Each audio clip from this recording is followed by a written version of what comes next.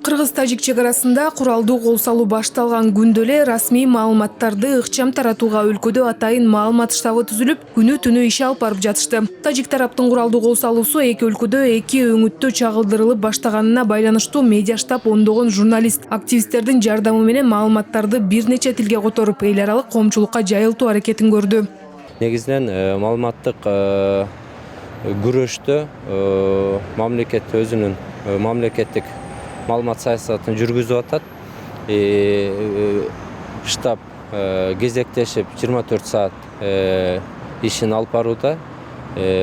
Бардык маалыматтарды тастыкталган ушу дүйнөлүк коомчулукка жеткирүүгө болгон аракетин кылууда. Кыргызстан тараптан бул маалыматтык согушта ошондой эле Fact-Check KG, Media Hub, Темиров Life, Политклиника, Булак, баштан башта ресурстары, чегарада тажик тарап биринчи кол салган фото, видео, факттар, космостон алынган сүрөттөр менен далилдеген иликтөөлөрдү даярдады. Ал ортодо Facebook социалдык тармагында миңдеген жарандык активисттер тажик тарап чыгарган жалган маалыматтарды аныктап, алар менен интернет айдыңында күрөшүп жатты. Баткен өрт астында калды. НАСА Кыргызстандын аймагында масштабтуу өрттөнүүлөрдү байкаган. Борбор Азия медиа фондунун директору Ибраим Нуракун уулу Кыргызстанда сөз эркиндиги болгондуктан эл аралык уюмдардын кыргыз журналисттеринин маалыматына ишенүүсүнө негиз чоң экенин айтат. Тажикстандын минус жагы албетте алардын бир жактуу маалымат бергендиги. Расмий маалымат булактары бул авторитардык, диктатордук режими бар өлкөлөргө эл аралык медиадагы ишенбейт да, эл аралык коомчулук ишенбейт. Себеби дегенде дүйнөнүн кандай өлкөсү болбосун, бул авторитардык, диктатордук өлкө бар жерде маалымат бир жактуу деп эсептешет. Ал жерде эркин коом жок, атуулдары дагы ошол бийликтин басымы алдында болот. Алар чындыкты да айта албайт да. Чындыкты айтса алар камалат.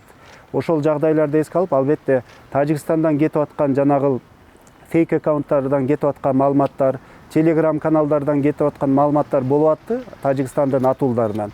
Бирок аларга албетте тиги эл аралык коомчулук, журналисттер бул расмий маалымат катары кабыл албайт да. Ошол жагынан албетте Тажикстан утулду.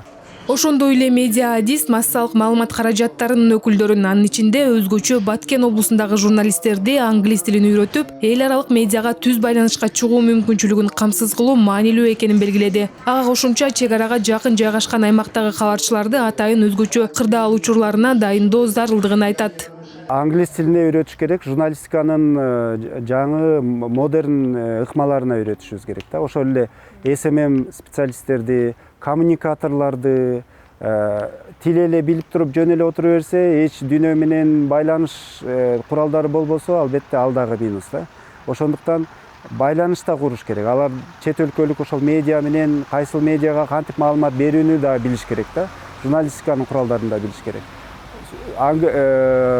Ошол региондогу Баткендеги журналисттерге бардык билим жагынан толук жардам беришибиз керек да. Бул мамлекеттик деңгээлде мамлекеттик саясат катары алыш керек.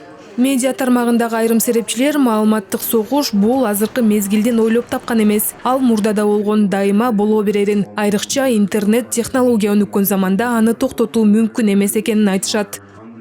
Мырзайым Жолдошбекова, Вячеслав Кравченко, 5 канал.